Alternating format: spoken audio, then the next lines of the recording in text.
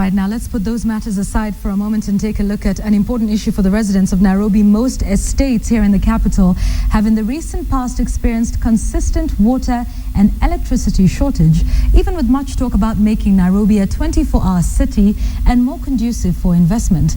But despite the shortage, residents say they are still receiving utility bills from water and power companies. Is Nairobi life on an upward or downward scale? Catherine Amwando went round the city estates to see for herself how this perennial water and electricity scarcity is affecting residents. Masitsa Ambaya sticks to the Saturday afternoon routine. She needs at least a week's supply of water for her family. I think I'd say when I was small. That's the last time I think I remember seeing, particularly in our house, water coming from the taps. Her house, just like everyone else's at high-rise estate, is full of jerry cans. Even the smallest container will do the job of storing enough water for her household's needs. She gets her water supply from Mary Auma, a water vendor.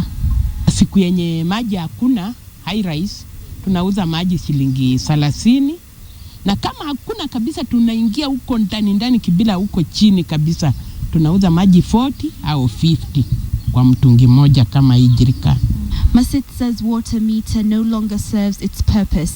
She says that despite not having water flow through her taps, the Nairobi Water and Sewage Company continues to bill her for their apparent services. Bills of water that have come,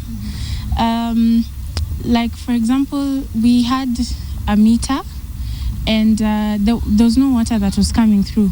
But at the end of the month, we received a bill which didn't make sense because we weren't getting water. Umoja is another estate experiencing the same situation. Shida ya maji imekuwa kwa muda mrefu hapa, tumekuwa tukiuza maji kuanzia tangu 2008.